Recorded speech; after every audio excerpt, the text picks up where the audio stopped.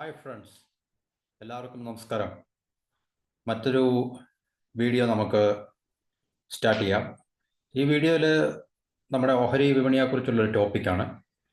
സാധാരണ നമുക്കറിയാം, ഇന്ന് ഇന്ത്യയിലെ ഓഹരി വിപണിയുടെ ഒരു പ്രാധാന്യം മ്യൂച്വൽ ഫണ്ട്സ്, ഓഹരി വിപണി ഷെയറിൽ ഇൻവെസ്റ്റ് ചെയ്യുന്ന അല്ലെങ്കിൽ സ്റ്റോക്സിലൊക്കെ ഇൻവെസ്റ്റ് ചെയ്യുന്ന ഒരു ടെൻഡൻസി അല്ലെങ്കിൽ അങ്ങനെയുള്ളൊരു ഹാബിറ്റൊക്കെ വളരെ കൂടി വരുന്നൊരു കാലഘട്ടമാണ്.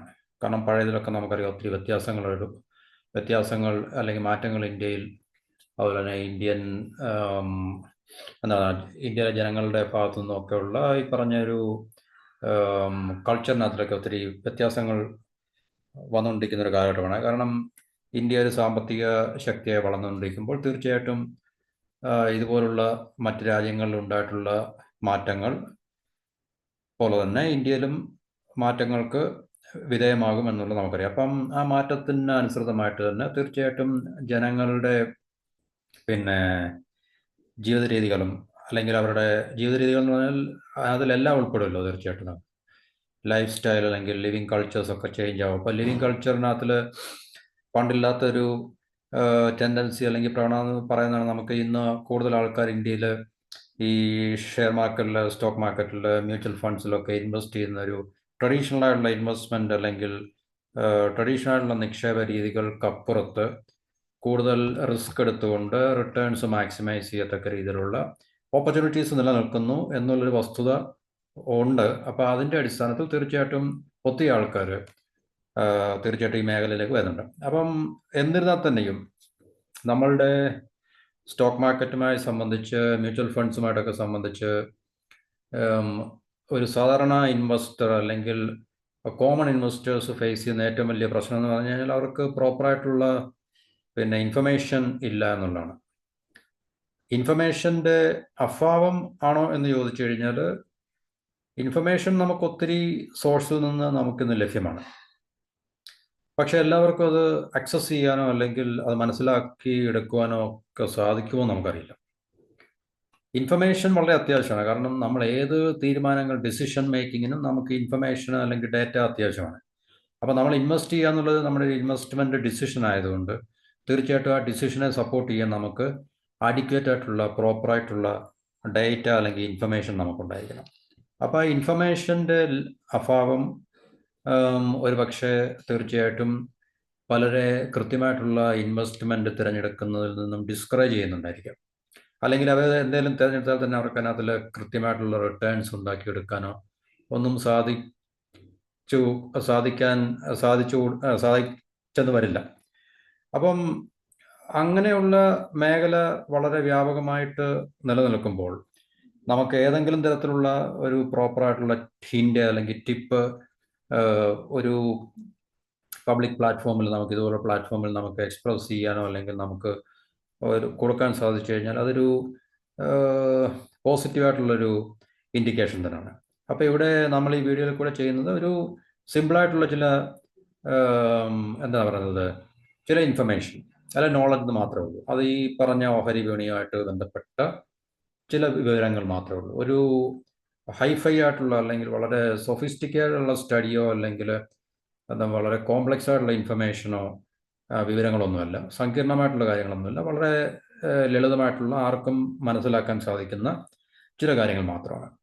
അപ്പോൾ നമ്മൾ ഈ പറഞ്ഞ ഒരു ടൈറ്റിലിനകത്ത് തന്നെ നമുക്ക് കാണാം, സ്മോൾ ക്യാപ്പ് അല്ലെങ്കിൽ ലാർജ് ക്യാപ്പ് ബ്ലൂ ചിപ്പ് ആണോ ഏറ്റവും കൂടുതൽ ഇൻവെസ്റ്റ്മെൻറ്റ് ചെയ്യാൻ നമുക്ക് സ്യൂട്ടബിൾ ആയിട്ടുള്ളത്. അപ്പോൾ സ്മോൾ ക്യാപ്പ് എന്ന് പറഞ്ഞാൽ നമുക്കറിയാം തീർച്ചയായിട്ടും ചെറിയ കമ്പനികളെ കുറിച്ചുള്ളതാണ്. ലാർജ് ക്യാപ്പ് ബ്ലൂ ചിപ്പ് എന്ന് പറഞ്ഞാൽ എപ്പോഴും വലിയ കമ്പനികളെ കുറിച്ചുള്ള. ഇന്ത്യയിലെ കാര്യം നമ്മൾ എടുത്തു കഴിഞ്ഞാൽ ഇപ്പോൾ റിലയൻസ് മുതൽ നമ്മൾ നോക്കിക്കഴിഞ്ഞാൽ റിലയൻസ് ഇൻഡസ്ട്രീസ്, പിന്നെ ഹിന്ദുസ്ഥാൻ യൂണിലിവർ ലിമിറ്റഡ്, ഞാൻ ചില എക്സാമ്പിൾസ് ആണ് പറയുന്നത്. ഇപ്പോൾ Infosys, Tata consultancy services, TCS, ITC, coal India, HDFC bank, Adani ports and special economic zone limited, Bajaj finance, Larsen and Toubro, L&T, Mahindra, Maruti, state bank of India, അതുപോലെ ഏഷ്യൻ പെയിൻറ്റ്സ്, ആക്സിസ് ബാങ്ക്, ഇതൊക്കെ ഒത്തിരി large cap blue chip കമ്പനികളുടെ പേരാണ് ഞാൻ പറഞ്ഞത്. അതുപോലെ Bharat petroleum corporation, BPCL, പിന്നെന്താണ് ഈ ഫാർമസ്യൂട്ടിക്കലിലേക്ക് വന്നു കഴിഞ്ഞാൽ ഡോക്ടർ റെഡീസ് ലബോറട്ടറീസ്, പിന്നെ ICICI ബാങ്ക് ഓഫ് കോഴ്സ്. അപ്പോൾ അങ്ങനെ ഒത്തിരി ബ്ലൂ ചിപ്പ് കമ്പനീസ് ഉണ്ട് നമ്മുടെ സ്റ്റോക്ക് മാർക്കറ്റിൽ ലിസ്റ്റ് ചെയ്തിട്ടുള്ളത്. അതുപോലെ തന്നെ സ്മോൾ ക്യാപ് കമ്പനീസ് ഉണ്ട്. അപ്പോൾ ഈ തിരഞ്ഞെടുക്കുമ്പോൾ സ്മോൾ ക്യാപ്പ് വേണോ ലാർജ് ക്യാപ്പ് വേണോ എന്നുള്ളതാണ് നമ്മളുടെ ഒരു ഇൻവെസ്റ്ററെ സംബന്ധിച്ച് എപ്പോഴും ഫേസ് ചെയ്യുന്ന ഡിലമ. ഒരു ആശങ്ക ഉണ്ടാകും. പലർക്കും ഇൻവെസ്റ്റ് ചെയ്യാൻ ആഗ്രഹം ഉണ്ടായിരിക്കാം, അവരുടെ കയ്യിൽ ഇൻവെസ്റ്റ് ചെയ്യാൻ ഒരു സർട്ടൻ സം ഓഫ് എമൗണ്ട് ഉണ്ടായിരിക്കാം, പക്ഷെ അവർക്ക് ഈ പ്രോപ്പറായിട്ടുള്ള ഗൈഡൻസോ അല്ലെങ്കിൽ പ്രോപ്പറായിട്ടുള്ള ഒരു ഈ പറഞ്ഞ ഡയറക്ഷനോ ഇൻഫർമേഷനോ ഒന്നും അറിയില്ലായിരിക്കും.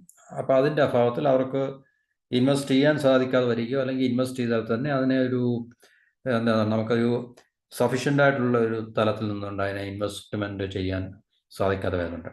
അപ്പോൾ അങ്ങനെയുള്ള ചില പോരായ്മകളെ നമുക്ക് ഇതിനകത്തിൽ നിന്ന് ലഭിക്കുന്ന ഈ ഒരു വീഡിയോയിൽ കൂടെ ഞാൻ വളരെ ലളിതമായിട്ടുള്ള ചില കാര്യങ്ങൾ, ഒരു കോംപ്രഹെൻസീവ് ആയിട്ടുള്ള വളരെ വൈഡായിട്ടുള്ള ആഴത്തിലുള്ള സ്റ്റഡി അല്ലെന്ന് ഞാൻ പറഞ്ഞു. അപ്പോൾ മികച്ച ഓഹരികൾ നമുക്ക് കണ്ടെത്താൻ എത്ര സമയം വേണ്ടിയിരുന്നൊക്കെ ഒരു പ്രശ്നമുണ്ട്.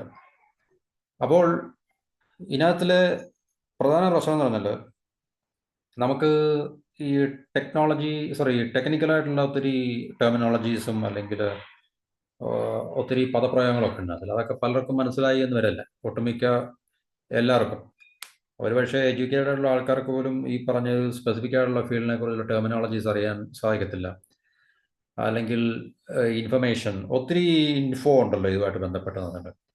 നമുക്കിപ്പം ഈ സ്മോൾ ക്യാപ്പ് എന്താണ്, ലാർജ് ക്യാപ്പ് എന്താണ്, അല്ലെങ്കിൽ എന്താണ് പറയുന്നത് ബ്ലൂ ചിപ്പ് കമ്പനീസ് എന്താണ്, ഗ്രോത്ത്, അപ്പം ഇങ്ങനെയുള്ള ഒത്തിരി ടെർമിനോളജീസ് നമുക്ക് ഇല്ലേ. ഇക്വിറ്റി എന്താണ്, ഡെറ്റ് എന്താണ്, ഹൈബ്രിഡ് എന്താണ്, ബോണ്ട് എന്താണ്, അപ്പം ഇങ്ങനെയൊക്കെയുള്ള ഒത്തിരി ടെർമിനോളജീസ് ഉണ്ട്.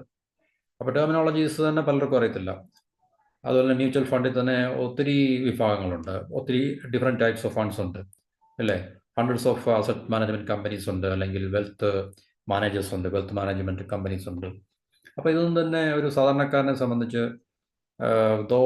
അവർ എഡ്യൂക്കേറ്റഡ് ആണെങ്കിൽ തന്നെയും ഇപ്പോൾ ഒരു ബാച്ചിലർ ഓഫ് കൊമേഴ്സ്, BCom കഴിഞ്ഞ് MCom കഴിഞ്ഞൊരു വ്യക്തിക്ക് പോലും ഒരു പക്ഷേ ഇതൊക്കെ അറിയണം നിർബന്ധമൊന്നുമില്ല.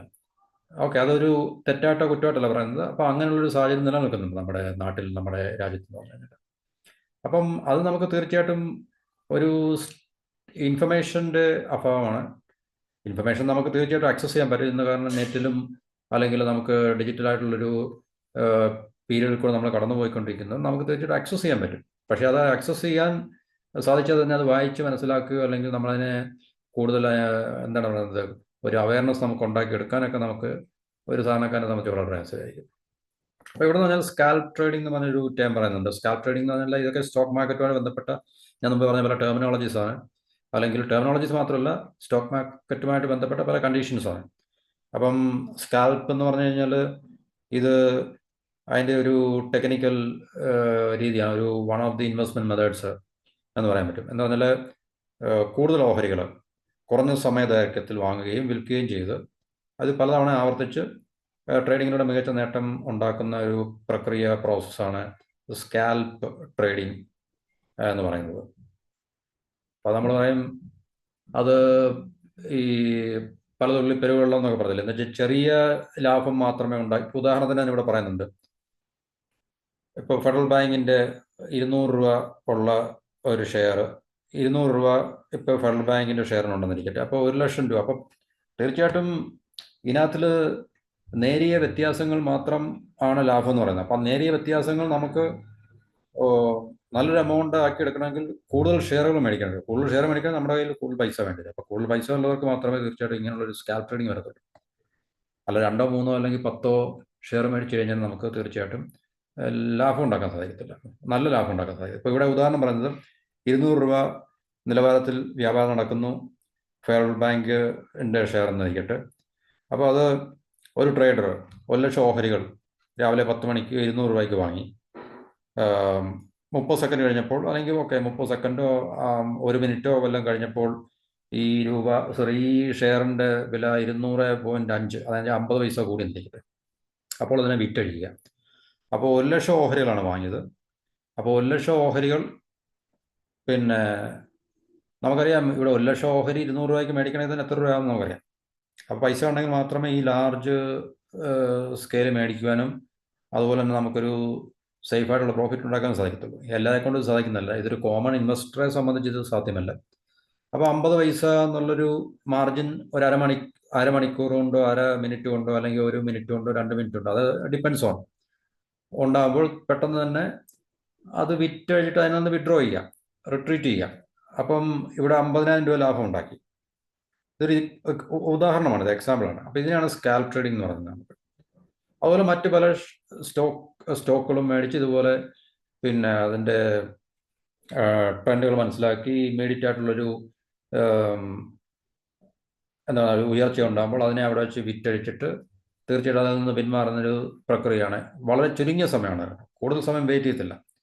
ഒരുപക്ഷെ 1/2 മിനിറ്റോ അല്ലെങ്കിൽ 1 മിനിറ്റോ, അതപ്പോൾ കോൺസ്റ്റൻ്റ് ആയിട്ട് ഇതിനകത്തിൽ ഫോക്കസ് ചെയ്താൽ മാത്രമേ ഇങ്ങനൊരു പ്രയോജനം റീപ്പ് ചെയ്യാനും സാധിക്കത്തുള്ളൂ. അപ്പോൾ ഇതിനാണ് സ്കാൽപ് ട്രേഡിംഗ് എന്ന് പറയുന്നത്. അപ്പോൾ ഈ പർട്ടിക്കുലർ ട്രേഡർ അല്ലെങ്കിൽ ഇതിനകത്തിൽ ഡീൽ ചെയ്യുന്ന ട്രേഡർ ഇതുപോലുള്ള പല ഓഹരികൾ ഒരു ദിവസം വാങ്ങിക്കും. പല കമ്പനികളുടെ ഓഹരികൾ ഇതുപോലെ മേടിച്ചിട്ട് എപ്പോഴും ലാഭം ഉണ്ടാകുന്ന നിർബന്ധമില്ല, ചിലതിനകത്ത് നഷ്ടം ഉണ്ടാകാം. കാരണം എക്സ്പെക്റ്റേഷനാണിത്, നമുക്കൊന്നും കൃത്യമായി ഫോക്കസ് ചെയ്യാൻ സാധിക്കത്തില്ലായിരിക്കും. പെട്ടെന്ന് തന്നെ മാർക്കറ്റിന് ക്രാഷ് ഉണ്ടായിക്കഴിഞ്ഞാൽ തീർച്ചയായിട്ടും ഇൻവെസ്റ്റ് ചെയ്ത എമൗണ്ടിന് ഡിപ്രീസിയേഷൻ സംഭവിക്കാം. ഇപ്പോൾ ഇത് നമ്മളൊരു ഉദാഹരണം പറഞ്ഞുകൊണ്ട് മാത്രമേ അതിനെ പോസിറ്റീവായിട്ടുള്ള തലത്തിൽ നിന്ന് നമ്മൾ നോക്കേണ്ടത്. അപ്പോൾ ഇതുപോലെ ഈ ട്രേഡർക്ക് പല ഓഹരികളും ഇത്തരത്തിൽ ചെറിയ വ്യതിയാനം, സ്മോൾ മാർജിനിൽ, ഇപ്പോൾ 50 പൈസ അല്ലെങ്കിൽ 20 പൈസ 30 പൈസ ഒക്കെ മാർജിനിൽ കൂടുതൽ ഷെയറുകൾ വാങ്ങിയിട്ട് അതിൻ്റെ ഈ വില ഉയരുമ്പോൾ, ഈ പറഞ്ഞ സ്മോൾ മാർജിനിൽ ഉയരുമ്പോൾ അതിനെ വിറ്റവർക്ക് ലാഭം ഉണ്ടാക്കാൻ സാധിക്കും. അപ്പോൾ ഒരു ഷെയറിൽ അവർക്ക് ചെറിയ ലാഭം മാത്രമായിരിക്കും. നമ്മളിപ്പോൾ ഇവിടുത്തെ ഉദാഹരണത്തിൽ 200 രൂപയ്ക്ക് മേടിച്ചു, 200.5, 50 പൈസ. ഒരു ഷെയറിൻ്റെ ഫെഡറൽ ബാങ്ക് എന്ന് പറഞ്ഞാൽ സ്റ്റോക്കിൻ്റെ വില 50 പൈസ ഉയർന്നപ്പോഴത്തേക്ക് അതിനെ വിറ്റു. അപ്പോൾ അതുവരെ വെയിറ്റ് ചെയ്തിട്ടുള്ളൂ ശരിക്കും പറഞ്ഞു. അപ്പം അങ്ങനെ ലാഭം ഉണ്ടാക്കുന്ന ഒരു പ്രക്രിയ, പ്രോസസ്സിനാണ് സ്കാൽപ് ട്രേഡിംഗ് എന്ന് പറയുന്നത്. അപ്പോൾ ഇന്ന് നമുക്കറിയാം വളരെ ടെക്നോളജി വളരെയധികം വളർന്നുകൊണ്ടിരിക്കുന്ന ഒരു മേഖല, ഒരു ലോകമാണ് നമ്മൾ ഇന്ന് കാണുന്നത്. അപ്പം മറ്റുള്ള എല്ലാ മേഖലകളിലും പോലെ തന്നെ ഈ പറഞ്ഞ മണി മാർക്കറ്റിൻ്റെ അല്ലെങ്കിൽ സ്റ്റോക്ക് മാർക്കറ്റിൻ്റെ അല്ലെങ്കിൽ ഷെയർ മാർക്കറ്റ്, മ്യൂച്വൽ ഫണ്ട്സ് ഇതുപോലുള്ള മേഖലകളിലും എല്ലാം തന്നെ നമുക്കറിയാം ടെക്നോളജി പിന്നെ വ്യാപകമായിട്ട് അല്ലെങ്കിൽ വളരെ ആഴത്തിൽ ഉപയോഗിക്കുന്നുണ്ട്. അപ്പോൾ ഇതിനെയൊക്കെ കൃത്യമായി ഫലപ്രദമായി ഉപയോഗിക്കാൻ അറിയുന്ന വ്യക്തികൾക്കോ പിന്നെ ടെക്നോളജി ഉപയോഗിച്ചുകൊണ്ട് കൂടുതൽ ലാഭകരമായിട്ടുള്ള ട്രേഡിംഗ് നടത്തുവാൻ സാധിക്കും എന്നുള്ളത് ഒരു യാഥാർത്ഥ്യമാണ്. അതൊരു പ്രായോഗിക ലോകത്തിൻ്റെ ഒരു കാഴ്ച തന്നെയാണ് നമുക്ക് പറയുന്നത്. അപ്പോൾ ഇവിടെ പറയുന്നത് മനുഷ്യ വേഗതയെക്കാളും, എന്നുവെച്ചാൽ ഒരു ഹ്യൂമൻ ബീയിങ്ങിനെ നമ്മളെപ്പോലുള്ള സാധാരണ മനുഷ്യന് പ്രോസസ്സ് ചെയ്യാൻ കഴിയുന്നതിനേക്കാളും കൂടുതൽ വേഗതയും അതുപോലെ തന്നെ സാങ്കേതിക സൗകര്യങ്ങളും അതുപോലെ തന്നെ റിസ്ക് മാനേജ്മെൻറ്റ് സ്ട്രാറ്റജീസ് ഉണ്ട്. അതൊക്കെ നല്ല ഹൈലി പ്രൊഫഷണൽ ആയിട്ടുള്ള ആൾക്കാർക്കും അല്ലെങ്കിൽ അതുപോലുള്ള ഇൻസ്റ്റിറ്റ്യൂഷൻസിനും ഒക്കെ പറ്റുന്ന കാര്യങ്ങൾ. ഇതൊക്കെ ഒരു വ്യക്തികൾ ചെയ്യുന്നുണ്ടായിരിക്കും. അതുപോലെ ഇൻസ്റ്റിറ്റ്യൂഷൻസ് ഒക്കെയാണ് ഇതുപോലുള്ള ചെയ്യുന്നത്. ലാർജ് സ്കെയിലിലുള്ള ഇൻവെസ്റ്റ്മെൻറ്റ് നടത്തിയിട്ട് ഇതുപോലുള്ള സ്മോൾ മാർജിനിൽ ഒരു പെർ ഷെയറിൽ സ്മോൾ മാർജിൻ ലാഭം ഉണ്ടാക്കിയിട്ട് ലാർജ് നമ്പർ ഓഫ് ഷെയർസ് വാങ്ങിക്കുകയും വിൽക്കുകയും ചെയ്യുന്ന ഈ പ്രോസസ്സ് സ്കാൽപ് ട്രേഡിങ്, അത് വ്യക്തികൾ ചെയ്യാൻ കാരണം അതുപോലെ വെൽത്തി ആയിട്ടുള്ള അല്ലെങ്കിൽ ഇൻവെസ്റ്റ് ചെയ്യാൻ കപ്പാസിറ്റി ഉള്ള വ്യക്തികൾക്ക് ചെയ്യാം. അതുപോലെ ഇൻസ്റ്റിറ്റ്യൂഷൻസ് ചെയ്യാം. ഇൻസ്റ്റിറ്റ്യൂഷൻസ് ഒക്കെ ആയിരിക്കും കൂടുതൽ ചെയ്യുന്നത് പറയുന്നത്. ഇപ്പോൾ മണി മാർക്കറ്റിലൊക്കെ ഇൻവെസ്റ്റ് ചെയ്യുന്ന, സ്റ്റോക്ക് മാർക്കറ്റിലൊക്കെ ഇൻവെസ്റ്റ് ചെയ്യുന്ന ഇൻസ്റ്റിറ്റ്യൂഷൻസ് ഉണ്ടല്ലോ, അപ്പോൾ ഒത്തിരി ഇൻസ്റ്റിറ്റ്യൂഷൻസ് ഉണ്ട്. അപ്പോൾ അവർക്കെല്ലാം ഇത് കോടികളുടെ ഇൻവെസ്റ്റ്മെൻറ്റ് ഒരു ദിവസം ചെയ്യാൻ സാധിക്കുന്ന കപ്പാസിറ്റി ഉള്ള വ്യക്തികൾക്കും ഈ ഇൻസ്റ്റിറ്റ്യൂഷൻസും എല്ലാം ഈ പ്രക്രിയയിൽ ഏർപ്പെട്ട് കഴിഞ്ഞാൽ അവർക്ക് വമ്പിച്ച ലാഭം ഉണ്ടാക്കാൻ സാധിക്കും. അതപ്പം അവർ ചെയ്യുന്നത് നല്ല ടെക്നോളജിയുടെ അടിസ്ഥാനത്തിലും അതുപോലെ തന്നെ റിസ്ക് മാനേജ്മെൻറ്റ് സ്ട്രാറ്റജീസ്, ഇതിൻ്റെയൊക്കെ പ്രൊഫഷണലായിട്ടുള്ള സ്കില്ലുകൾ ഉപയോഗിച്ചുകൊണ്ടായിരിക്കും അവർ ചെയ്യുന്നത് പറഞ്ഞാൽ.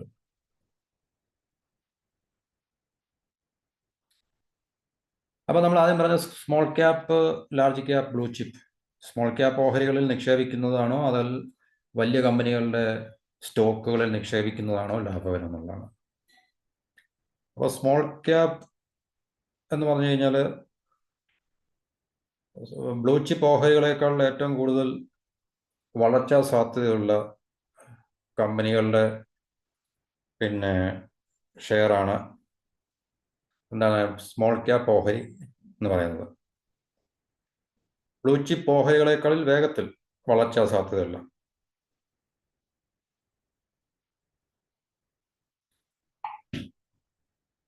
ആരുടെയും ശ്രദ്ധ സ്മോൾ ക്യാപ്പിലേക്ക് അധികം പതിയാറില്ല. നമ്മളെപ്പോഴും ശ്രദ്ധിക്കാറുള്ളത് വലിയ കമ്പനികൾ. ഇപ്പൊ നമ്മളെപ്പോഴും വാർത്തകളിൽ നിറഞ്ഞു നിൽക്കുന്ന കമ്പനികൾ റിലയൻസ്, ഇൻഫോസിസ്, വിപ്രോ, ഇല്ലേ, ഇതുപോലുള്ള കമ്പനികളാണ്. ബ്ലൂ ചിപ്പ് കമ്പനികളുടെ വാർത്തകളാണ് നമ്മൾ എപ്പോഴും കേൾക്കുന്നത്. അതുകൊണ്ട് ആൾക്കാരുടെ പൊതുവെയുള്ള ശ്രദ്ധ ബ്ലൂ ചിപ്പ് കമ്പനികളിലേക്കാണ്. അപ്പോൾ സ്മോൾ ക്യാപ്പ് കമ്പനികളിലേക്ക്, ചെറിയ കമ്പനികളുടെ സ്റ്റോക്കിനെ കുറിച്ചോ ഷെയറുകളെ കുറിച്ചൊന്നും പൊതുവെയുള്ള ഇൻവെസ്റ്റേഴ്സിന് അറിയത്തുമില്ല. പക്ഷേ തൗസൻഡ്സ് ഓഫ് അത്തരം ആയിരക്കണക്കിന് അല്ലെങ്കിൽ നൂറുകണക്കിന് അത്തരം സ്മോൾ ക്യാപ്പ് സ്റ്റോക്ക് മാർക്കറ്റിൽ ലിസ്റ്റ് ചെയ്ത സ്റ്റോക്സുകൾ അവൈലബിൾ ആണ്. അവയെല്ലാം വളർച്ച, ഗ്രോത്ത് പ്രോമിസ് ചെയ്യുന്നതാണ്. അപ്പോൾ അങ്ങനെ ആൾക്കാരുടെ ശ്രദ്ധ പതിയാതെ കിടക്കുന്ന മികച്ച കമ്പനികൾ സ്മോൾ ക്യാപ്പ് വിഭാഗത്തിൽ ഉണ്ടാകും എന്നാണ് നമുക്ക് അറിയാൻ സാധിക്കുന്നത്. നമുക്കറിയാം, ലാർജ് ക്യാപ്പ് എന്ന് പറഞ്ഞാൽ ബ്ലൂ ചിപ്പ് നമുക്ക് എല്ലാവർക്കും സുപരിചിതമാണ്. നമുക്ക് Reliance, Adani, state bank of India, HDFC bank, ICIC, Wipro, Infosys, ഇല്ലേ, മുമ്പ് പറഞ്ഞ ഇന്ത്യൻ ഓയിൽ കോർപ്പറേഷൻ അല്ലെങ്കിൽ LIC. അപ്പോൾ ഇതുപോലുള്ള large cap blue chip companies എല്ലാവർക്കും അറിയാവുന്ന വലിയ കമ്പനികളാണ്. അപ്പം ലാർജ് ക്യാപ്പിനെ സംബന്ധിച്ച് 10 മുതൽ 20% വരെ വാർഷിക വളർച്ച ഉറപ്പാക്കുന്നുണ്ട് ഇങ്ങനെയൊക്കെ പോയി കഴിഞ്ഞാൽ. കാരണം അവർക്ക് വലിയ സ്റ്റേബിളാണ്, കമ്പനികൾ സ്റ്റേബിളാണ് തീർച്ചയായിട്ടും. അവരുടെ ഫണ്ടമെന്റൽസും അല്ലെങ്കിൽ മറ്റുള്ള കാര്യങ്ങളെല്ലാം വളരെ സ്റ്റേബിളാണ്. അപ്പോൾ എങ്ങനെ പോയി കഴിഞ്ഞാലും ഒരു ആനുവൽ ഗ്രോത്ത് റേറ്റ് നമ്മൾ നോക്കിക്കഴിഞ്ഞാൽ 10 to 20%, 10 താഴെ കുറയാതെ 20 മുകളിൽ പോകാതെയുള്ള വളർച്ചാ നിരക്ക് അല്ലെങ്കിൽ വാർഷിക വളർച്ചാ നിരക്ക്, ആനുവൽ ഗ്രോത്ത് റേറ്റ് തീർച്ചയായിട്ടും ബ്ലൂ ചിപ്പ് കമ്പനീസിന് ഓഫർ ചെയ്യാൻ സാധിക്കും. കാരണം ആ കമ്പനികളുടെ structure, financial stability, market capitalisation, അല്ലെങ്കിൽ അവരുടെ കമ്പനിയുടെ ഓവറോൾ ഹെൽത്ത്, ഇതെല്ലാം അനുസരിച്ച് തീർച്ചയായിട്ടും നമുക്കത് പ്രതീക്ഷിക്കാവുന്നതാണ്. നഷ്ടസാധ്യതകൾ വളരെ കുറവായിരിക്കും ഇതുപോലുള്ള കമ്പനികളുടെ ഷെയറിൽ നമ്മൾ ഇൻവെസ്റ്റ് ചെയ്ത് കഴിഞ്ഞാൽ. കാരണം മാർക്കറ്റിൽ നിന്ന് വൈപ്പ് ഔട്ട് ആകത്തില്ല എന്നുള്ളൊരു വിശ്വാസം നമുക്കുണ്ട്. ഇപ്പം നമുക്കറിയാം, റിലയൻസിനെ കുറിച്ചറിയാം, അദാനി എൻ്റർപ്രൈസിനെ കുറിച്ചറിയാം, അല്ലെങ്കിൽ SBI ബാങ്കിനെ കുറിച്ചറിയാം. അപ്പോൾ നമ്മൾ ഇന്നൊരു SBIയുടെ ഷെയർ മേടിക്കുകയാണെങ്കിൽ തീർച്ചയായിട്ടും നമുക്കറിയാം അതിനകത്ത് സ്റ്റെബിലിറ്റി ഉണ്ട്, അല്ലെങ്കിൽ ഗ്രോത്ത് ഉണ്ടാകും നമുക്കറിയാം. അതൊരു പക്ഷേ ലോങ് ടേം പെർസ്പെക്റ്റീവിലായിരിക്കാം. പെട്ടെന്ന് നമുക്ക് ലാഭം ഉണ്ടാക്കാൻ സാധിക്കത്തില്ലായിരിക്കാം. പക്ഷേ ലോങ് ടേം പോയിന്റ് ഓഫ് വ്യൂവിൽ, ലോങ് ടേം പെർസ്പെക്റ്റീവിൽ നമുക്ക് തീർച്ചയായിട്ടും ലാർജ് ക്യാപ് ബ്ലൂ ചിപ്പ് കമ്പനീസിൽ നിന്ന് നമുക്ക് നല്ല നേട്ടങ്ങൾ ഉണ്ടാക്കാൻ സാധിക്കും. സ്മോൾ ക്യാപ്പ് എന്ന് പറഞ്ഞു കഴിഞ്ഞാൽ ദേ ഓഫർ ഗ്രോത്ത്. നല്ല സാധ്യത വളർച്ചയ്ക്ക് ഉണ്ടെങ്കിൽ തന്നെയും അത് നമ്മൾ അതിനകത്തിൽ കൃത്യമായിട്ടുള്ള പഠനം നടത്തി കെയർഫുള്ളായിട്ട് തിരഞ്ഞെടുത്തില്ലെങ്കിൽ നമുക്ക് നഷ്ടം ഉണ്ടാകാനുള്ള സാധ്യത ഉണ്ടാകും. കാരണം കമ്പനി അത്രയ്ക്ക് സ്റ്റേബിൾ ആണെന്ന് നമുക്ക് പറയാൻ പറ്റില്ല, പക്ഷേ ഗ്രോത്ത് ഓറിയൻറ്റഡ് ആണ്. കാരണം അതുപോലുള്ള മേഖലകളിലെ സെക്ടേഴ്സിലുള്ള സ്റ്റോക്കുകളാണെങ്കിൽ, ഇപ്പം ഡിഫൻസിലുണ്ടാകാം, ഇല്ലേ, അല്ലെങ്കിൽ ഇൻഫർമേഷൻ ടെക്നോളജിയിലുണ്ടാകാം, ബാങ്കിങ് സെക്ടറിലുണ്ടാകാം. ഇതൊക്കെ നല്ല സെക്ടേഴ്സ് തന്നെയാണ്. ആ സെക്ടേഴ്സിലൊക്കെയുള്ള സ്മോൾ ക്യാപ് കമ്പനീസ് ഉണ്ട്. അപ്പോൾ അതിനെ നമ്മൾ കെയർഫുള്ളായിട്ട് സെലക്ട് ചെയ്ത് കഴിഞ്ഞാൽ തീർച്ചയായിട്ടും നമുക്ക് വളർച്ചാ സാധ്യതയും അതുപോലെ നല്ല ലാഭവും തരാൻ കഴിവുള്ള സ്മോൾ ക്യാപ് ഓഹരികൾ തീർച്ചയായിട്ടും മാർക്കറ്റിലുണ്ട്. അപ്പോൾ അത് നമ്മൾ നോക്കി അതിനെക്കുറിച്ചൊരു ജനറലായിട്ടുള്ള അനാലിസിസ് നടത്തിയിട്ട് നമ്മൾ തിരഞ്ഞെടുക്കുകയാണെങ്കിൽ തീർച്ചയായിട്ടും നമുക്കത് ബെനഫിഷ്യലായി മാറും എന്നാണ് ഇവിടെ പറയാൻ ആഗ്രഹിക്കുന്നത്. പിന്നെ പറഞ്ഞാൽ മനസ്സിലാക്കാനുള്ള IPO നമ്മൾ കേട്ടുണ്ടാക്കി, ഇനിഷ്യൽ പബ്ലിക് ഓഫറിംഗ് എന്നാണ്. ഇപ്പോൾ ഏതെങ്കിലും ഒരു കമ്പനി ആദ്യമായിട്ട് സ്റ്റോക്ക് മാർക്കറ്റിലേക്ക് വരുമ്പോൾ അതിനെയാണ് നമ്മൾ IPO എന്ന് പറഞ്ഞത്, ഇനിഷ്യൽ പബ്ലിക് ഓഫറിംഗ്. ഇനിഷ്യൽ എന്ന് പറഞ്ഞാൽ തുടക്കം, പബ്ലിക് എന്ന് പറഞ്ഞാൽ പബ്ലിക് ഓഫറിംഗ് പബ്ലിക്കിന്, കോമൺ പബ്ലിക്കിന് ഷെയറുകൾ ഇഷ്യൂ ചെയ്യുന്നതിന്. അപ്പോൾ അതാണ് ഇനിഷ്യൽ പബ്ലിക് ഓഫറിംഗ് അല്ലെങ്കിൽ IPO എന്ന് പറയുന്നത്. നമുക്കറിയാം ഇഷ്ടംപോലെ IPOകൾ മാർക്കറ്റിൽ നടക്കാറുണ്ട്. അപ്പം ഈ IPO ചെയ്തു കഴിഞ്ഞാൽ തന്നെയും പല കമ്പനികളും IPOയുടെ വിതരണം, അതായത് ഈ ഷെയറുകൾ വിറ്റഴിച്ചാൽ തന്നെയും അല്ലെങ്കിൽ ഡിസ്ട്രിബ്യൂഷൻ കഴിഞ്ഞാൽ തന്നെയും ചില വിഭാഗത്തിലുള്ള ഓഹരി ഉടമകൾക്ക്, നിക്ഷേപകർക്ക് അത് പെട്ടെന്ന് വിൽക്കാൻ സാധിക്കത്തില്ല. ഇപ്പോൾ സാധാരണഗതിയിൽ നമ്മളിപ്പോൾ ഒരു കമ്പനിയുടെ ഷെയർ മേടിച്ചു കഴിഞ്ഞാൽ നമുക്ക് ഇഷ്ടമുള്ള സമയത്ത് നമുക്ക് തന്നെ വിൽക്കാം. ഉദാഹരണത്തിന് ഇന്ന് നമ്മൾ SBIയുടെ അല്ലെങ്കിൽ LICയുടെ അല്ലെങ്കിൽ HDFC ഒരു രാവിലെ 10 മണിക്ക് മാർക്കറ്റ് തുറന്നതിന് ശേഷം നമ്മളൊരു SBIയുടെ ഷെയർ മേടിച്ചു. അപ്പം നമുക്കത് ഏത് സമയത്തും നമുക്കത് വിറ്റഴിക്കാനാണ്. അങ്ങനെയുള്ള പ്രൊഹിബിഷൻസ്, തടസ്സങ്ങളൊന്നുമില്ല. മറ്റ് പ്രശ്നങ്ങളൊന്നും സെബിയുടെ ഭാഗത്തു നിന്നും അല്ലെങ്കിൽ അതുപോലുള്ള റെസ്ട്രിക്ഷൻസ് ഒന്നും ഇല്ലാതിരിക്കുന്നിടത്തോളം കാലം അങ്ങനെ സാധനം ഉണ്ടാകാറില്ല. ചില കമ്പനികൾക്കൊക്കെ ഉണ്ട്. അപ്പോൾ അവരുടെ കമ്പനികൾ നമുക്ക് ചിലപ്പോൾ വിറ്റഴിക്കാൻ, അവരുടെ കമ്പനികളുടെ ഷെയറുകൾ നമുക്ക് വിറ്റഴിക്കാൻ സാധിക്കത്തില്ല. എന്നാലും പൊതുവെ നോർമൽ കേസിൽ, നോർമൽ കണ്ടീഷനിൽ അങ്ങനെയുള്ള റെസ്ട്രിക്ഷനോ അല്ലെങ്കിൽ പ്രൊഹിബിഷനോ ഒന്നുമില്ല. പക്ഷേ IPO കഴിഞ്ഞൊരു കമ്പനിയുടെ ചില വിഭാഗത്തിലുള്ള നിക്ഷേപകർക്കാണ്, ഇൻവെസ്റ്റേഴ്സിനാണ്, അവർക്ക് പിന്നെ സ്റ്റോക്ക് എക്സ്ചേഞ്ചിൽ ലിസ്റ്റ് ചെയ്താലും പെട്ടെന്ന് തന്നെ അവരുടെ ഓഹരികൾ വിറ്റഴിക്കാൻ സാധിക്കത്തില്ല. അപ്പോൾ എങ്ങനെയുള്ള ഓഹരി ഉടമകളാണ് അല്ലെങ്കിൽ നിക്ഷേപകരാണെന്ന് നമുക്ക് നോക്കാം. അപ്പം സാധാരണയായി ലോക്ക് ഇൻ പീരീഡ് എന്നാണ്, ലോക്ക് ചെയ്തിരിക്കണം. ആ പീരീഡ് 3 മാസം മുതൽ 2 വർഷം വരെ ഒരു ലോക്ക് ഇൻ പീരീഡ് ഉണ്ടാകാൻ സാധ്യതയുണ്ട്. അപ്പോൾ ഈ കാലയളവിനാണ് IPO ലോക്ക് ഇൻ പീരീഡ് എന്ന് പറയുന്നത്. ഈ വിഭാഗത്തിൽ വരുന്ന ഈ ലോക്ക് ഇൻ പീരീഡുമായിട്ട് ബന്ധപ്പെട്ട നിക്ഷേപകർ എന്ന് പറയുന്നത് ഒന്നുകിൽ കമ്പനിയുടെ പ്രൊമോട്ടേഴ്സ് ആയിരിക്കും, അല്ലെങ്കിൽ ആങ്കർ ഇൻവെസ്റ്റേഴ്സ് ആയിരിക്കും. അപ്പോൾ ഈ 2 വിഭാഗത്തിൽ വരുന്ന നിക്ഷേപകർക്ക് അവരുടെ ഷെയറുകൾ പെട്ടെന്ന് വിറ്റഴിക്കുവാൻ നിയമം മൂലം അതിനെ നിയന്ത്രിച്ചിരിക്കുകയാണ്. ആങ്കർ ഇൻവെസ്റ്റേഴ്സിന്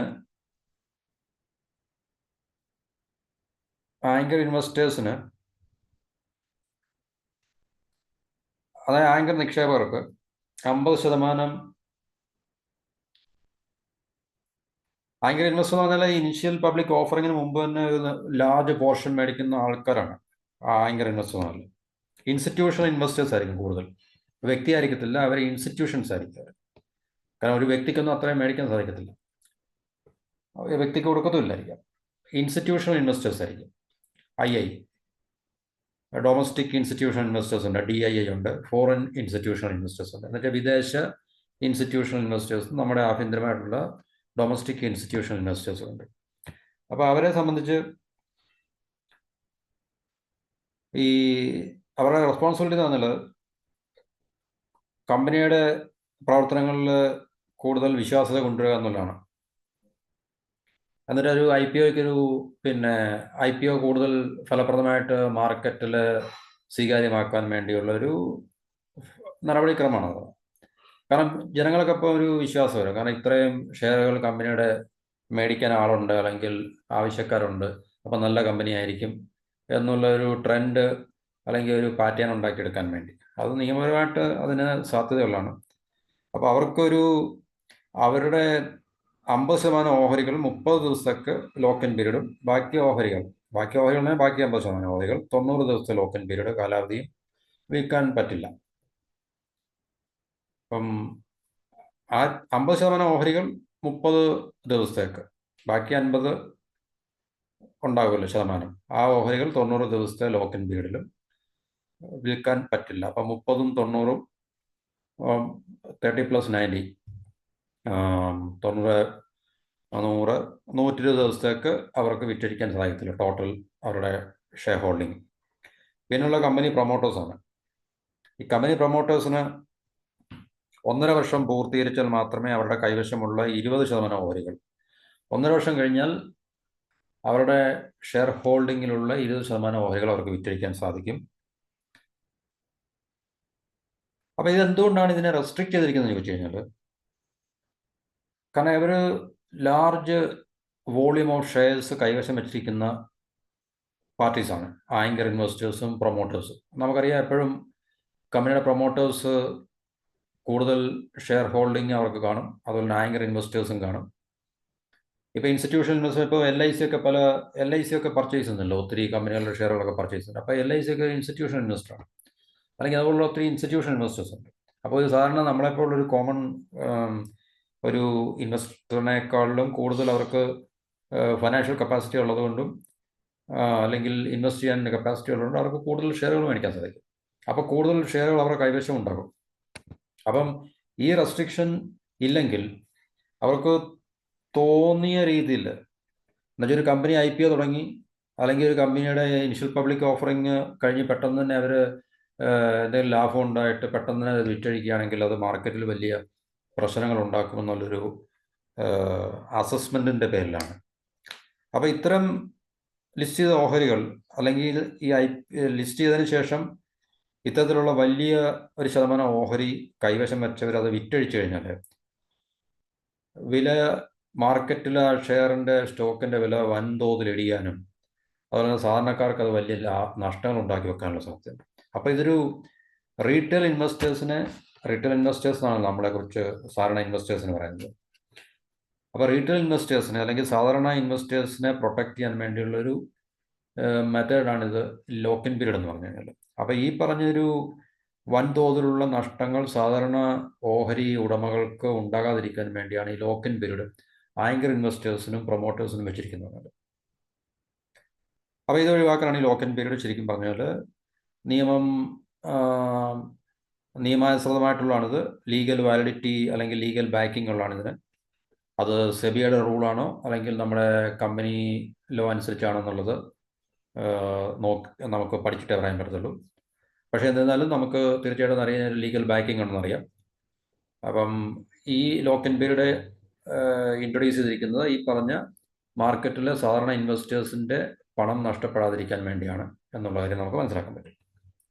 അപ്പോൾ ഇനിയും ഈ ആങ്കർ ഇൻവെസ്റ്റേഴ്സ് ഉണ്ട്, പ്രൊമോട്ടേഴ്സ് ഉണ്ട്, റീറ്റെയിൽ ഇൻവെസ്റ്റേഴ്സ് ആരാണ് നോക്കാം. റീറ്റെയിൽ ഇൻവെസ്റ്റേഴ്സ് പറഞ്ഞാൽ സാധാരണ റീറ്റെയിൽ ഇൻവെസ്റ്റേഴ്സ് സാധാരണക്കാരനാണ്. എന്നുവെച്ചാൽ ചെറിയ തോതിലൊക്കെ മേടിക്കുന്ന ആൾക്കാരാണ്.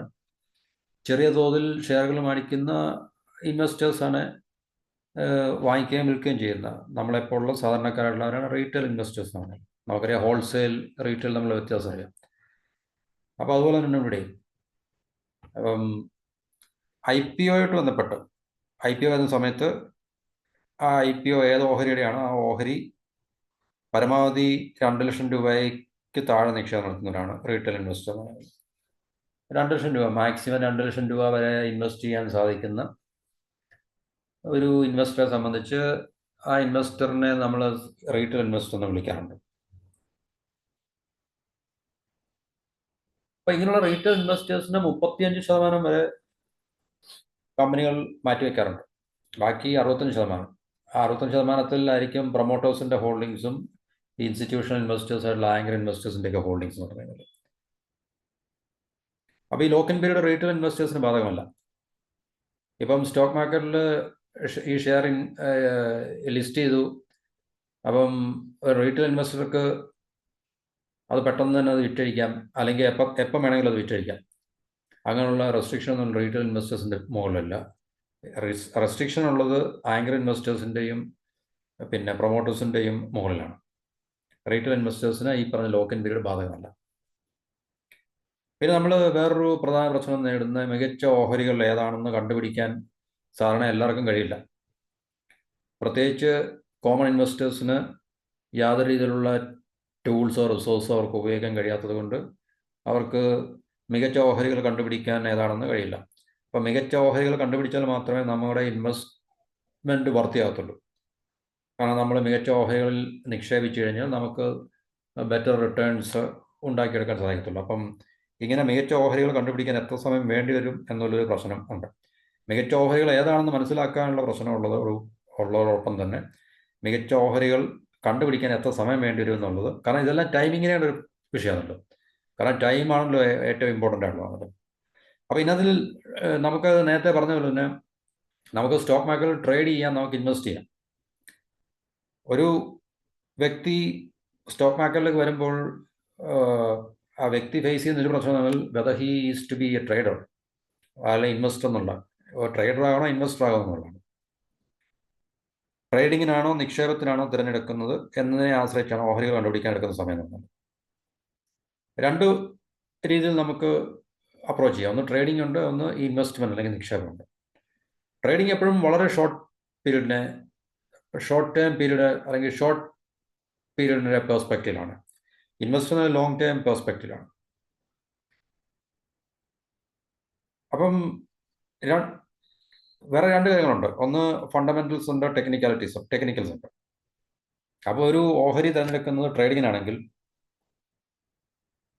ഓഹരികളുടെ ഫണ്ടമെന്റൽസ് പഠിക്കാൻ കൂടുതൽ സമയം എടുക്കേണ്ടി വരില്ല. പകരം വിദഗ്ധനായ ഒരു ട്രേഡർക്ക് വളരെ ചുരുങ്ങിയ സമയം കൊണ്ട് വിദഗ്ധനായിട്ടുള്ളൊരു ട്രേഡർക്കാണ് വൈദഗ്ധ്യമുള്ള ടെക്നിക്കൽ നോളജുള്ള അല്ലെങ്കിൽ മാർക്കറ്റിനെ കുറിച്ച് കമ്പനികളുടെ ഫണ്ടമെന്റൽസും ടെക്നിക്കൽ ആസ്പെക്ട്സിനെ കുറിച്ചൊക്കെ കൃത്യമായി അറിയാവുന്ന ഒരു ട്രേഡറെ സംബന്ധിച്ച് അതൊരു വിഷയമാണ്. പക്ഷേ ഒരു ന്യൂ അറൈവൽ അല്ലെങ്കിൽ സാധാരണക്കാരൻ എന്നുള്ള രീതിയിൽ ബെറ്റർ ആയിട്ടുള്ള നോളജ് ഇല്ലാത്ത, ഇൻഫർമേഷൻ ഇല്ലാത്ത, അല്ലെങ്കിൽ ഇൻവെസ്റ്റ്മെന്റ് സ്കിൽ ഇല്ലാത്ത ഒരു വ്യക്തിയെ സംബന്ധിച്ച് അത് വളരെ ബുദ്ധിമുട്ടാണ്. അപ്പോൾ ഒരു വൈദഗ്ധ്യമുള്ള ഒരു ട്രേഡറെ സംബന്ധിച്ച് വളരെ ചുരുങ്ങിയ സമയം കൊണ്ട് സ്റ്റോക്കിൻ്റെ ചാർട്ടും ക്യാൻഡിൽ സ്റ്റിക്ക് ചാർട്ടും അല്ലെങ്കിൽ ട്രെൻഡ് പാറ്റേൺ ഇതൊക്കെ അവർക്ക് പെട്ടെന്ന് പഠിച്ച് മനസ്സിലാക്കി ഓഹരികൾ, ബെറ്റർ ആയിട്ടുള്ള ഓഹരികൾ കണ്ടെത്താൻ സാധിക്കും. ഇൻവെസ്റ്റ് ചെയ്യുന്നവർ, നിക്ഷേപിക്കുന്നവർക്ക് അതിൻ്റെ ഫണ്ടമെന്റൽസ് സമയമെടുത്ത് പഠിച്ച് കമ്പനിയുടെ ഭാവി സാധ്യതകൾ എന്താണോ, അതുപോലെ തന്നെ കമ്പനിയുടെ വാല്യുവേഷൻ, മാർക്കറ്റ് ക്യാപിറ്റലൈസേഷൻ, ഇങ്ങനെയുള്ള വ്യത്യസ്തമായിട്ടുള്ള പാരാമീറ്റേഴ്സ് അല്ലെങ്കിൽ ഫാക്ടേഴ്സ് കണക്കിലെടുത്തുകൊണ്ട് ഡീറ്റെയിൽ ആയിട്ടുള്ള സ്റ്റഡി നടത്തിക്കൊണ്ട് ആ കമ്പനിയെക്കുറിച്ച് കൂടുതൽ പഠിച്ച് മനസ്സിലാക്കി അതിന് ശേഷം മാത്രം അവരുടെ ആ കമ്പനിയുടെ ഓഹരിയിൽ നിക്ഷേപം നടത്താൻ സാധിക്കും. അപ്പോൾ ഒന്ന് ട്രേഡിംഗ് ആണ്. ട്രേഡിംഗ് എന്ന് പറഞ്ഞാൽ വളരെ ക്വിക്കാണ്, ഷോർട്ട് പീരീഡിലെ പെർസ്പെക്റ്റീവിലാണ്. ഒരുപക്ഷെ നമ്മളെന്ന് പറഞ്ഞ സ്കാൽപ്പ് ട്രേഡിംഗ് തന്നെ ഒരു ട്രേഡിംഗ് ആണ്. അപ്പം ഒരു ദിവസം തന്നെ മാർക്കറ്റ് ഓപ്പൺ ചെയ്ത് വൈകുന്നേരം മാർക്കറ്റ് ക്ലോസ് ചെയ്യുന്ന ആ ഒരു ഗ്യാപ്പിനുള്ളിൽ തന്നെ വാങ്ങുകയും വിൽക്കുകയും ചെയ്യുന്ന ഒരു പ്രോസസ്സാണ് ട്രേഡിംഗ് എന്ന് പറയുന്നത്.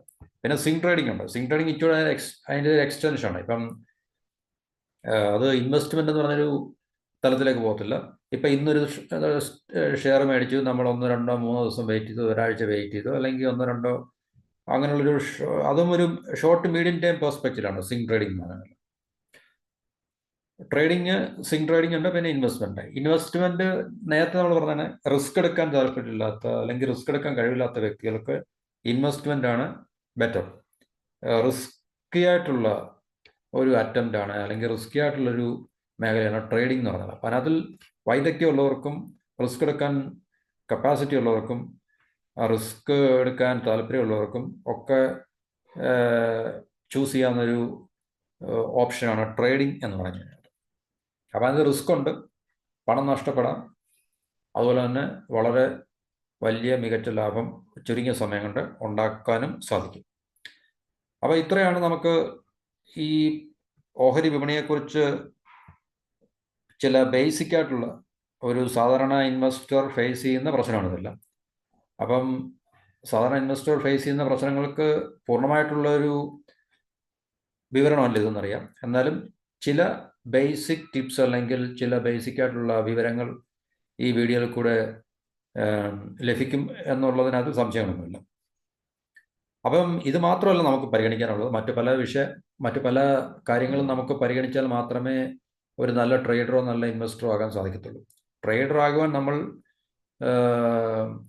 നമ്മുടെ കയ്യിൽ പൈസ ഉണ്ടെന്നുള്ളൊരു ഫാക്ടർ മാത്രം പോരാ, മറ്റു പല ഘടകങ്ങളും അതിനകത്തിൽ വളരെ ഇമ്പോർട്ടൻ്റ് ആണ്. ഒരു ഇൻവെസ്റ്ററെ സംബന്ധിച്ച് നമുക്ക് പേഷ്യൻ്റായിട്ട് വളരെ ക്ഷമയോടുകൂടി നമുക്ക് ഒരു കമ്പനിയെ നിങ്ങൾ സെലക്ട് ചെയ്ത് കഴിഞ്ഞാൽ ആ കമ്പനിയെ നിങ്ങൾക്ക് കൃത്യമായി ദിവസങ്ങളെടുത്ത് പഠിച്ച അതിൻ്റെ ഫണ്ടമെന്റൽസും അതിൻ്റെ വാല്യുവേഷനും അതിൻ്റെ വളർച്ചാ സാധ്യതകളും അതിൻ്റെ ഹിസ്റ്ററിയും ഒക്കെ നമുക്ക് പഠിച്ച് മനസ്സിലാക്കിയാൽ ആ കമ്പനിയുടെ കുറിച്ച് നമുക്ക് ഏകദേശം ഒരു വിവരം ലഭിക്കും. അപ്പോൾ അങ്ങനെയുള്ള ആ ഒരു ഇൻഫർമേഷൻ്റെ അടിസ്ഥാനത്തിൽ നമുക്ക് ഇൻവെസ്റ്റ് ചെയ്യാം. അത് ലോങ് ടേം പെർസ്പെക്റ്റീവിൽ 5 വർഷത്തേക്കോ 10 വർഷത്തേക്കോ ഒക്കെ.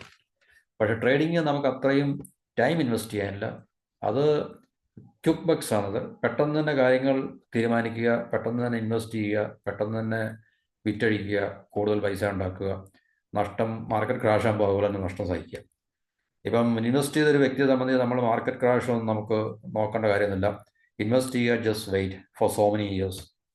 അതിനകത്ത് നമ്മൾ മറ്റ് റിസ്കുകളൊന്നും എടുക്കേണ്ട ആവശ്യമില്ല. അതിനകത്ത് നമ്മൾ തൽക്കാലം മാർക്കറ്റിനകത്തൊരു ക്രാഷ് ഉണ്ടായിക്കഴിഞ്ഞാൽ തന്നെയും, അല്ലെങ്കിൽ ഷോർട്ട് പീരീഡ് ഓഫ് ടൈമിൽ മാർക്കറ്റ് വളരെ ഡള്ളാണെങ്കിൽ തന്നെയും ഒരു ഇൻവെസ്റ്ററെ സംബന്ധിച്ച് അതിലേക്ക് നമ്മൾ പിന്നെ ആശങ്കപ്പെടേണ്ടതായിരുന്നില്ല. കാരണം ലോങ് ടേമിൽ മാർക്കറ്റ് കറക്ഷൻ ഉണ്ടാകുകയും ഈ കമ്പനിയുടെ ഷെയറുകളുടെ വാല്യുവേഷൻ തീർച്ചയായിട്ടും മുകളിലേക്ക് പോവുകയും ചെയ്യും. അപ്പോൾ ഇതാണ് ട്രേഡറും ഇൻവെസ്റ്ററും തമ്മിലുള്ള വ്യത്യാസം. ട്രേഡർ റിസ്ക് അപ്പറ്റൈറ്റ്സ് ഏറ്റവും കൂടുതലുള്ളതായിരിക്കും, അല്ലെങ്കിൽ റിസ്ക് എടുക്കാൻ കപ്പാസിറ്റിയും വില്ലിങ്നെസ്സും താല്പര്യവും അതിനുള്ള കപ്പാസിറ്റി ഉള്ളതായിരിക്കും. ഇൻവെസ്റ്ററെ സംബന്ധിച്ച് റിസ്ക് ഫാക്ടർ വളരെ ലോ ആയിരിക്കും. പക്ഷേ അതുകൊണ്ട് ലോങ് ടൈം വെയിറ്റ് ചെയ്യേണ്ടതായിട്ട് വരും. ലോങ് ടൈം വെയിറ്റ് ചെയ്യണം ഇൻവെസ്റ്ററെ സംബന്ധിച്ച്. അപ്പോൾ ഇതാണ് ഇത്രയും ഈ പറഞ്ഞ ചില ബേസിക് ആയിട്ടുള്ള ചില കാര്യങ്ങൾ. അപ്പോൾ ഇത് ഈ ഒരു ഇൻഫർമേഷൻ കംപ്ലീറ്റ് അല്ല എന്നറിയാം, എന്നാലും നമ്മളെ കൊണ്ടാവുന്ന രീതിയിൽ ചില അടിസ്ഥാന വിവരങ്ങൾ ഇത് കേൾക്കുന്ന വ്യക്തികൾക്ക്, കാണുന്ന വ്യക്തികൾക്ക് നിങ്ങൾക്ക് പ്രയോജനപ്പെടും എന്ന് കരുതുന്നു. അപ്പോൾ ഇത്രയും പറഞ്ഞുകൊണ്ട് ഈ വീഡിയോ ഇവിടെ തൽക്കാലം അവസാനിപ്പിക്കുന്നു. മറ്റൊരു ടോപ്പിക്കുമായിട്ട് നമുക്ക് വീണ്ടും കാണാം. അപ്പോൾ ദയവായി നിങ്ങൾ ചാനൽ സബ്സ്ക്രൈബ് ചെയ്യുക. ഇതുപോലുള്ള നല്ല നല്ല ടോപ്പിക്കുകൾ നമുക്ക് ഷെയർ ചെയ്യാനും അല്ലെങ്കിൽ അറിവുകൾ പങ്കുവയ്ക്കുവാനും സാധിക്കത്തക്ക രീതിയിൽ നിങ്ങളുടെ സപ്പോർട്ടുകൾ എനിക്ക് നൽകുക. എല്ലാവരും വീഡിയോ കാണുക, ഷെയർ ചെയ്യുക, ചാനൽ സബ്സ്ക്രൈബ് ചെയ്യുക. നിങ്ങൾക്കെല്ലാവർക്കും എൻ്റെ നന്ദി, നമസ്കാരം.